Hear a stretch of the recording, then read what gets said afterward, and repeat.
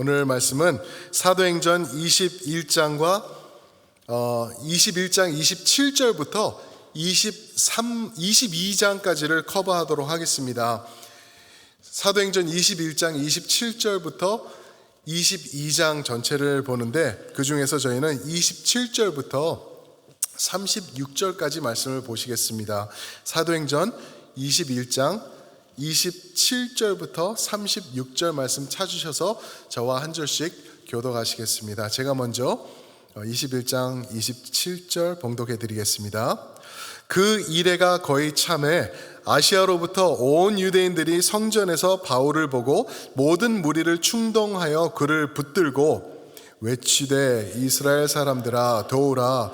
이 사람은 각처에서 우리 백성과 율법과 이곳을 비방하여 모든 사람을 가르치는 그자인데 또 헬라인을 데리고 성전에 들어가서 이 거룩한 곳을 더럽혔다 하니, 이는 그들이 전에 에베소 사람 드로비모가 바울과 함께 시내에 있음을 보고 바울이 그를 성전에 데리고 들어간 줄로 생각함이로라. 온 성이 소동하여 백성이 달려와 모여 바울을 잡아 성전 밖으로 끌고 나가니 문들이 곧 닫히더라. 그들이 그를 죽이려 할 때에 온 예루살렘이 요란하다는 소문이 군대의 천부장에게 들리매 그가 급히 군대인들과 백부장들을 거느리고 달려 내려가니 그들이 천부장과 군인들을 보고 바울치기를 그치는지라. 이에 천부장이 가까이 가서 바울을 잡아 두 쇠사슬로 결박하라 명하고 그가 누구이며 그가 무슨 일을 하였느냐 물으니, 무리 가운데서 어떤 이는 이런 말로 어떤 이는 저런 말로 소리치거늘 천부장이 소동으로 말미암아 진상을 알 수 없어 그를 영내로 데려가라 명하니라. 바울이 층대에 이를 때에 무리 폭행으로 말미암아 군사들에게 끌려가니, 함께 읽습니다. 이는 백성의 무리가 그를 없이하고자 하며 외침에 따라가미러라. 아멘. 오늘 말씀을 가지고 폭력을 넘어선 복음, Gospel Beyond Violence라는 제목으로 우리 성도님들과 하나님의 말씀의 은혜 나누겠습니다. 이런 말 혹시 들어보셨나요? 영어 표현인데 Christianity is not a religion, but it's a relationship. 혹시 들어보셨나요? Christianity is not a religion, but a relationship. 기독교는 종교가 아닙니다. 기독교는 관계입니다 라고 표현하는 것입니다. 맞습니다. 기독교는 종교라고 말할 수가 없습니다. 이 세상에 있는 종교들과의 확연한 차이가 있기 때문에 그렇습니다. 예수님은요, 우리가 잘 이해를 하셔야 되는 게, 예수님께서 이 땅에 오신 것은 기독교라는 종교를 만들러 오신 분이 아니시라는 것입니다. 예수님께서 이 땅에 오신 이유는 관계 회복을 위하여 오셨습니다. 그 관계 회복을 이루시기 위하여서 이 땅에서 십자가를 지시고 아버지 하나님과 하나님의 사람들과의 관계를 회복해 나가셨습니다. 종교는요, 하나님이 만드신 작품이 아닙니다. 그럼 종교는 누가 만들었나? 사람들이 만들어낸 건가? 그것도 아니라고 생각해요. 왜 그러냐면요, 인간은 로마서 3장에 보니까 다 죽었다고 말해요. 우리는 종교 같은 거 원치 않아요. 인간은 필요치 않습니다. 그러나 한 부류가 있는데 그들이 만든 거예요. 사탄과 그의 마귀들이 만든 게 종교입니다. 사탄의 계략이 종교에 다 들어가 있는 것을 볼 수가 있어요. 뭐죠? 종교하면은 생각나는 게 뭐죠? 종교는 인간의 노력과 인간의 노고로 우리가 신의 경지에 이르겠다라는 노력을 종교라고 하죠. 그래서 우리가 신같이 되겠다. 마치 마귀가 그랬죠. 내가 하나님과 동등한 위치에 되겠다라고 하면서 하나님을 멀리하면서 이 땅에 온 거죠. 그래서 종교를 보면은요, 딱 사탄 마귀가 하는 그러한 모습이 얼마나 많이 들어있는지 몰라요. 그게 뭐죠?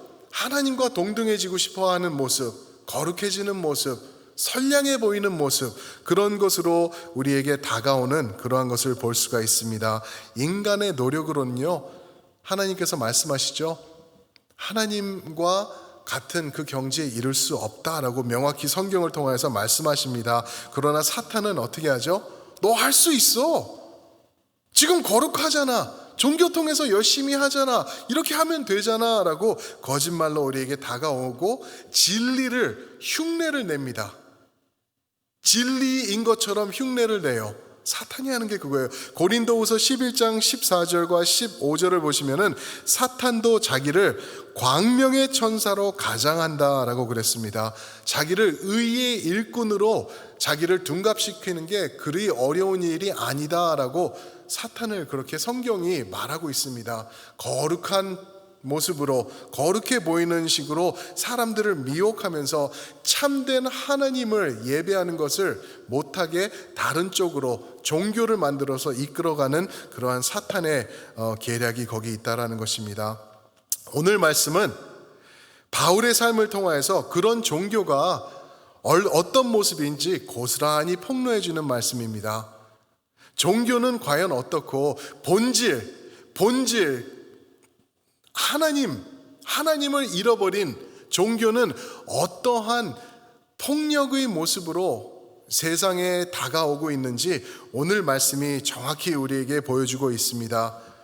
종교와 세상 어떤 차이가 있는지 아세요?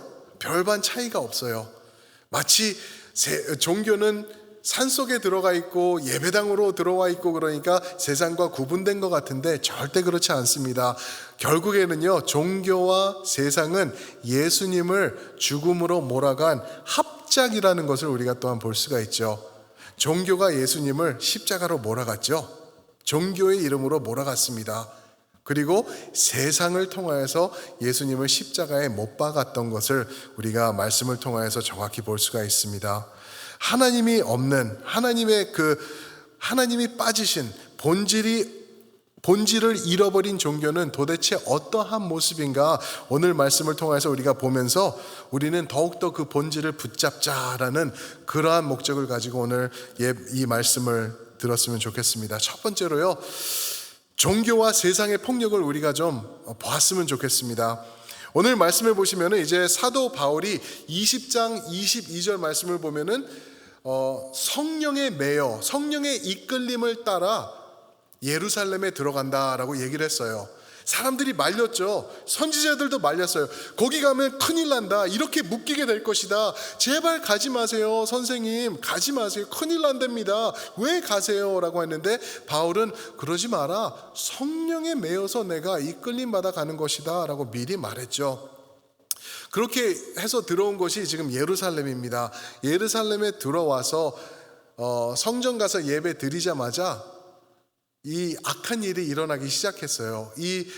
먼저 선지자들이 말한 일들이 일어나는 거죠. 결국에는 이 순간부터 사도 바울이 삶이 변해요. 삶이 그냥 잡히는 삶이 돼버려요. 그래서 이제 오늘 말씀을 보면은 이제 예루살렘에서 12일 동안 잡혀 있습니다. 그리고 여기서부터 가이사랴라는 곳으로 넘어가요. 거기서 재판받으러, 거기서 재판을 받고 감옥에 2년 동안 들어가게 되죠.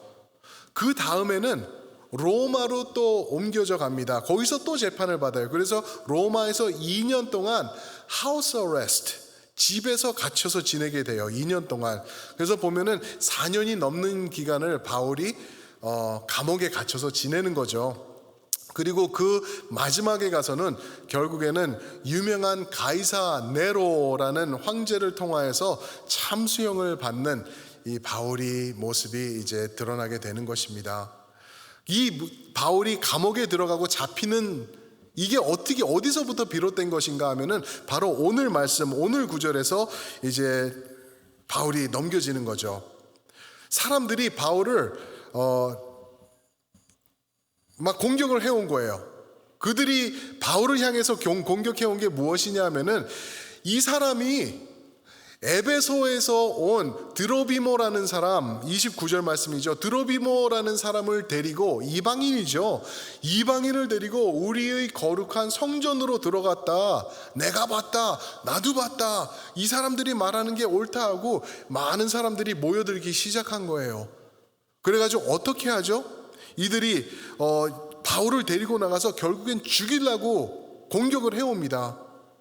사랑하는 성도 여러분, 성전이 그때 어떤 모습이었는지 여러분들 아시죠? 그죠?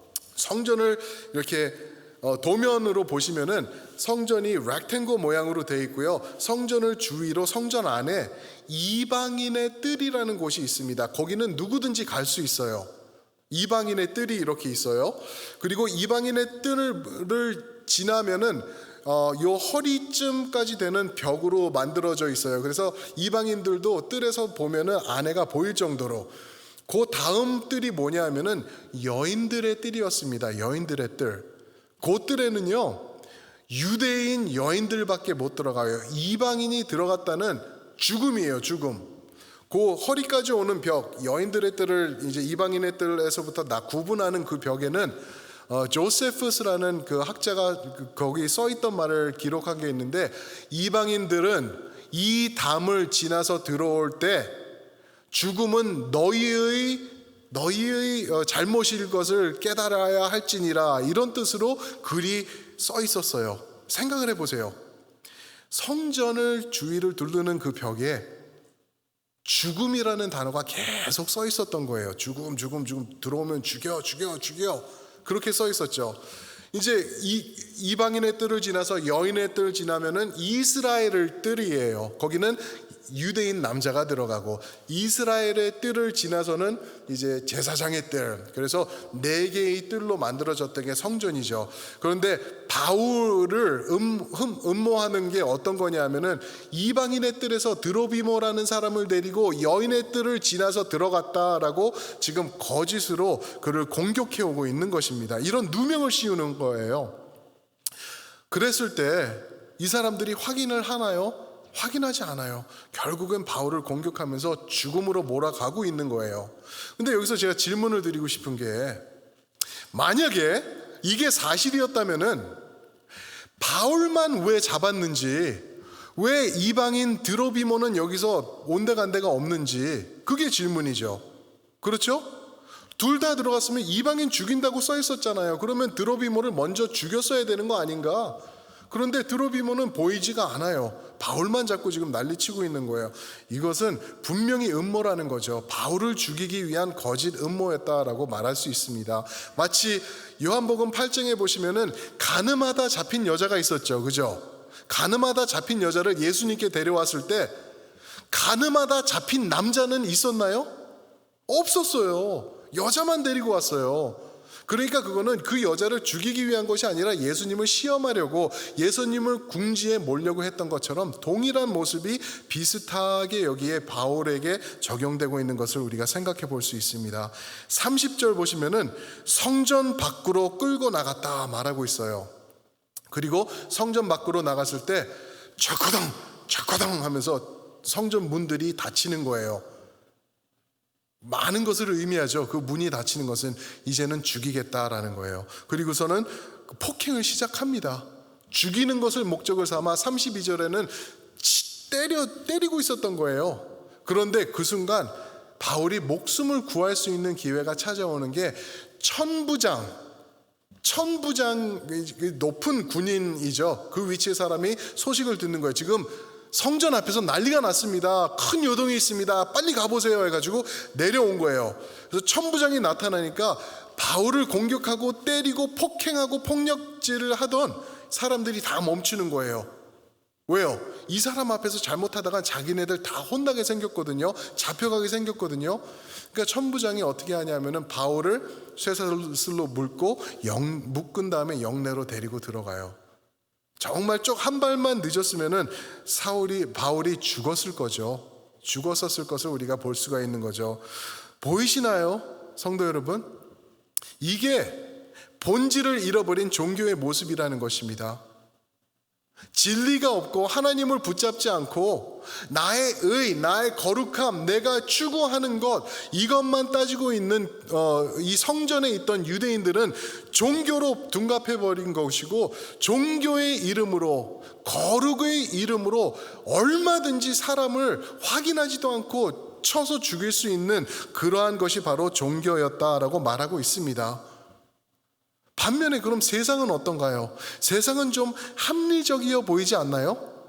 요즘도 보면은 좀 합리적이어 보여요. 교회는 예를 들어서 동성애자가 오면은 안 돼, 뭐 이러고 그런 법은 안 돼, 막 이러면서 그러고 있는데 세상에서 보면은 좀 포용하는 것 같고 합리적인 것 같은 모습이 있어요. 마치 여기서처럼 천부장이 데리고 영내로 들어가서 바울에게 말할 수 있는, 대변할 수 있는 기회를 줘요. 굉장히 합리적이어 보이죠. 그런데 과연 그럴까요?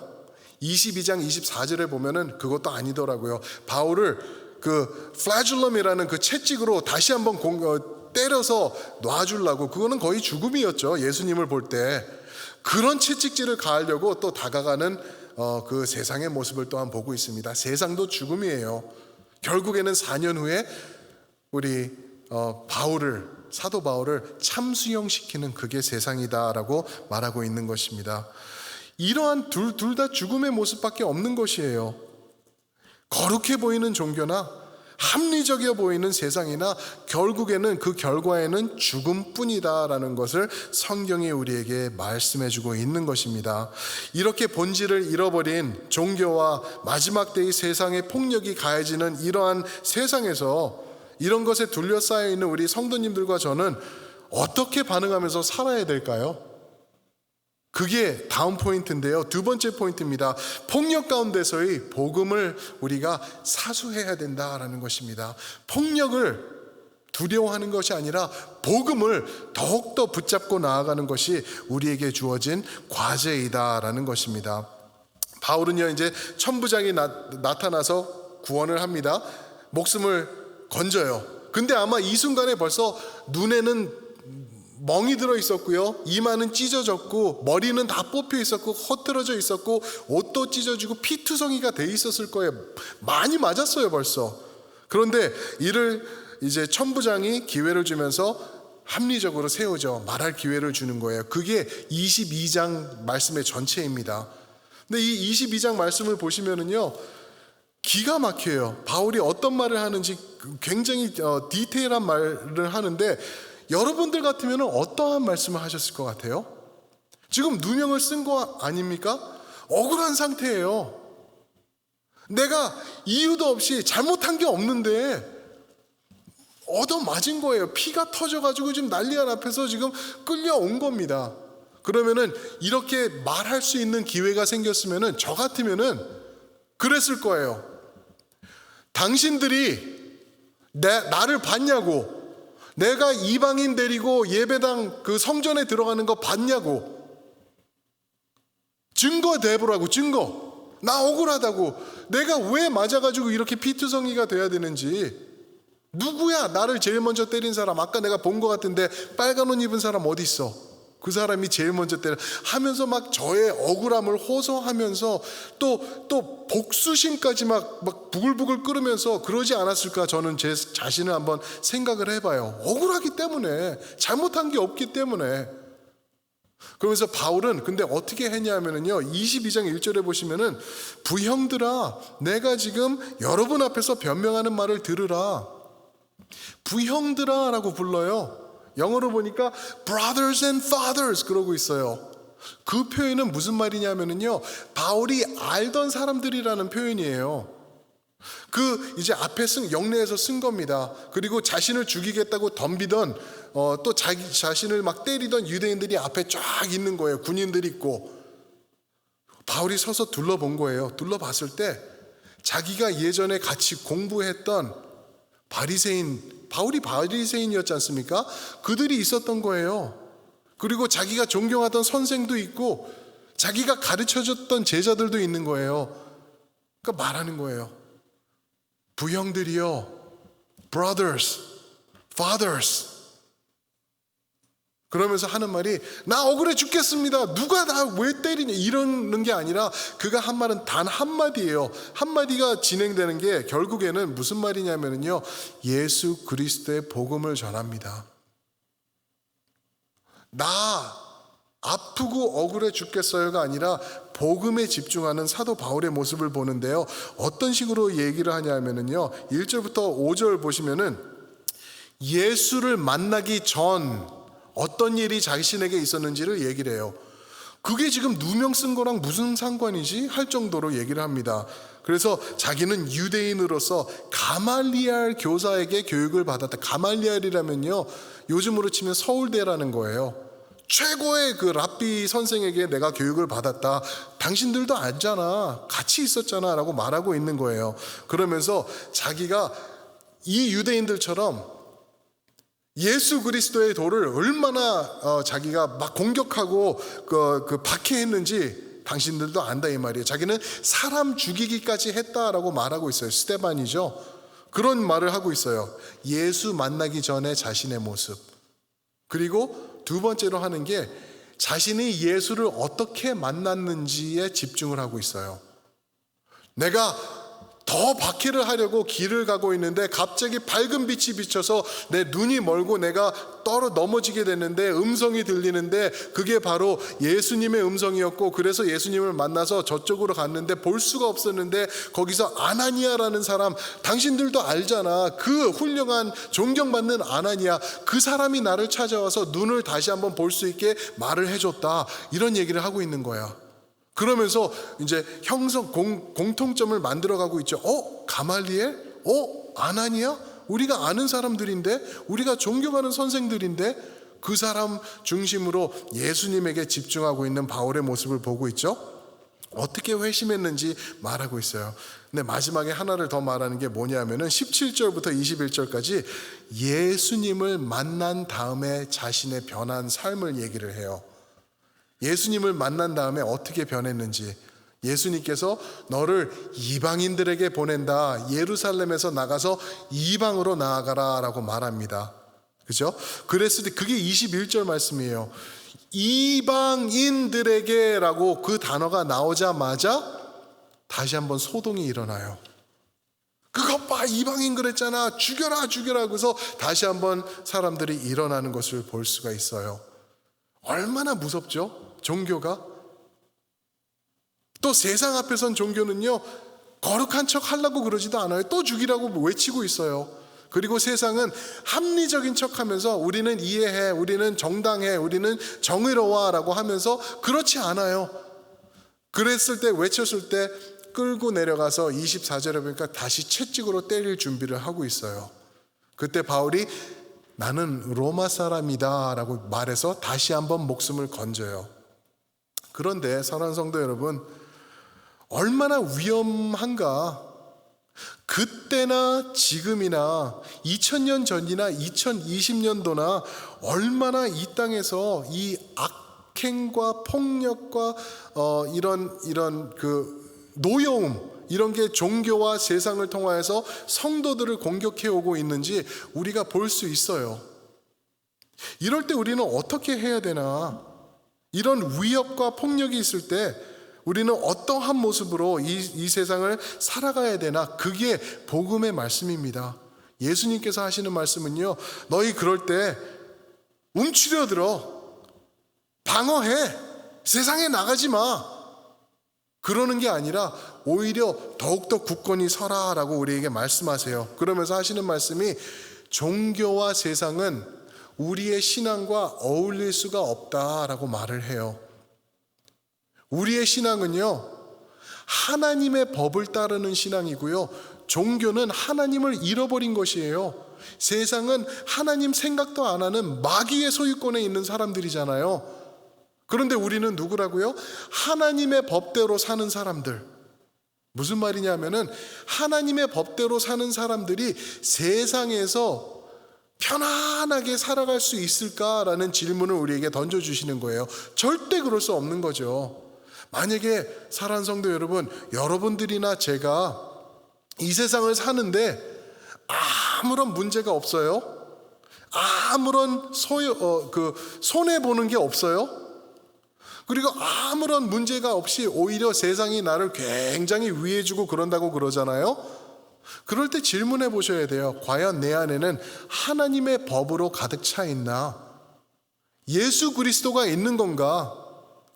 예수님의 뜻대로 내가 살아간다고 하면은 이 세상에서요, 그렇게 편하게 살 수 없고, 그런 모습으로 세상에서 받아주면서 당신 대단합니다 라는 모습으로 나아갈 수 없다라고 우리에게 말씀해주고 있는 거예요. 너무나 위협적이고 폭력적인 게 이 세상과 종교라는 것이죠. 사랑하는 성도 여러분, 여러분들과 저는 이 세상 사람들이 아니었습니다. 처음부터 그래요. 조금 더 성경적으로 말씀드리면요, 여러분들과 저는요, 태어나기 전부터 하나님께서 구분하신 사람들이에요. 에베소서 1장 4절. 우리는 세상 사람들이 아니기 때문에 이 세상에 가면 세상이 우리를 보고 위협적으로 나올 거예요. 폭력적으로 나올 것이고 공격도 해올 거고, 많은 경우에는요 억울하게 우리를 이끌어갈 수도 있을 거라는 거죠. 그럴 때 사랑하는 성도 여러분, 절대 수그러들으시는 거 아니에요. 왜 그러냐 하면은요, 여러분들과 저는 예수 그리스도의 사람이고 예수님의 능력이 우리를 붙잡아 주시고 계시기 때문인 줄 믿습니다. 아멘. 그렇게 사는 게 성도예요. 야, 예수님 나중에 우리가 천국에 섰는데 예수님이 너 아주 지혜롭게 잘 살더라, 어떻게 세상에서 위협도 안 받고 억울함도 안 받고 그렇게 잘하면서 신앙도 잘 지키더라, 그런 말씀 하실까? 절대 아닌 것 같아요. 예수님께서요, 요한계시록을 봐도 그렇고 사도 바울의 모습을 봐도 그렇고, 예수님께서 하시는 것은 잘했다, 착하고 충성된 종아, 나 때문에 네가 힘들었구나, 나 때문에 네가 피 흘리는 거 내가 다 보고 있었어, 그 원수 내가 갚아줄 거야 이제 라고 우리를 반겨주실 예수님이라는 것입니다. 그래서 요한복음 15장 18절부터 19절에 보시면은요, 세상이 너희를 미워할 것이다. 왜? 그 이유는 너희는 택함 받았기 때문에. 이 세상 사람들 아니란다. 그러니까 그렇게 살지 마. 세상을 따라 사는 것이 아니라 나의 법, 내 뜻대로, 내가 너에게 보여준 그 사랑대로 나와 함께 살자라고 주님께서 말씀하고 계시는 것입니다. 사랑하는 성도 여러분, 이제는 신앙 제대로 지키기가 정말 힘들 때가 온 것을 느끼시죠? 예수 제대로 믿기가 정말 힘들고 어렵고 두려운 때가 지금입니다. 이때가 되면은 나중에는 성도들이 많이 배교도 할 것이라고 그러고 있어요. 저는요 그냥 제 마음에 있는 거 말씀드릴게요. 마지막 때가 되면은 칼과 총 들고 들어와서 문 발로 차고 들어와서 너 예배 드리면 죽을 거야, 이렇게 돼가지고 사람들이 배교할 줄 알았어요. 그런데 그게 아니더라고요. 눈에 보이지도 않는 바이러스 때문에 사람들이 교회 안 와요. 무서워하면서 예배드리지 않아요. 처음에는 괜찮았어요. 안전 때문에 내가 있는 곳에서 예배드리지. 근데 시간이 지나니까 그것도 타성에 젖는 것 같아요. 그래서 예배가 예배다워지지 않는 것을 봐요. 우리 지난 몇 주 동안 예배 참석하신 성도님들 몇 분이 말씀해 주시는데, 예배 와가지고 자기는 눈물이 났다고 말씀하세요. 이래서 예배가 중요한 거구나 라고 그런 말씀을 해주시는 거를 제가 반복해서 들었습니다. 이때가 마지막 때예요. 신앙 지키기가, 예수님 제대로 믿기가 어려운 때가 바로 찾아왔습니다. 사랑하는 성도 여러분, 이럴 때 우리가 어떻게 살아야 될까요? 움츠리면서 숨어서 기 죽어서 그렇게 사는 게 아니라고 주님이 말씀하시죠. 복음 붙잡으라고 주님께서 말씀하십니다. 말씀 붙잡으라고 말씀하세요. 복음은요, 어떠한 폭력에도 굽히거나 약해지지 않는 하나님의 능력이라고 말씀하세요. 그 말씀 붙잡는 거예요. 그 말씀 붙잡고 예수님의 함께 하시는 그 도움을 받으면서 그 높은 길, 그 복음의 길, 그 십자가의 길, 그 생명의 길을, 그 최후의 승리의 길을 주님과 함께 걸어가는, 그게 신앙인입니다. 그게 우리 첼트님의 성도님들 모두가 되시길 예수님의 이름으로 축원드립니다. 아멘. 제가 한번 기도하겠습니다. 사랑의 아버지 하나님, 고맙고 감사합니다. 아버지 하나님, 마지막 때를 우리가 지나고 있습니다. 아버지 하나님, 뭐가 마지막 때야? 그냥 그러니까 그런 거지. 예수님이 어디 오시긴 뭐가 오셔. 2000년 전에도 그랬는데, 그렇게 말하는 사람들이 있고 우리도 또한 그러한 말에 속아서 넘어갈 수도 있을 것 같습니다. 믿음 지키기가, 예수님 따라 살기가 얼마나 힘든 때인지 우리가 요즘 체험하고 있습니다. 아버지 하나님, 이럴 때일수록 우리가 더 예수님 앞으로 나아가서 본질을 붙잡을 수 있도록 도와주시옵소서. 복음 붙잡고 예수님, 그 복음 붙잡고 우리가 하루하루 승리하면서 살아갈 수 있도록 주여 인도하여 주시옵소서. 그래서 이제 곧 주님 앞에 서는 그 순간이 다가올 텐데, 그 높은 길을 걷다가 그 십자가의 길에 서 있다가 최후 승리의 길을 우리가 걷다가 주님 품 앞에 안기는 거룩한 참된 성도의 삶을 살아갈 수 있도록 인도하여 주시옵소서. 이제는 우리 주 예수 그리스도의 은혜와 아버지 하나님의 크신 사랑과 성령 하나님이 함께 하시며 보호하시며 힘주시며 이끌어 주심이 오늘 다시 한번 새롭게 결단하며 복음의 진리를 붙잡고 예수 그리스도와 함께 동행하며 살아가기로 결단하는 우리 첼트넴의 모든 성도님들 위해, 살아가는 우리 자녀들과 주님의 피값으로 사신 모든 교회들과 선교지들 위해 이제로부터 영원토록 함께 하시기를 축원하옵나이다. 아멘.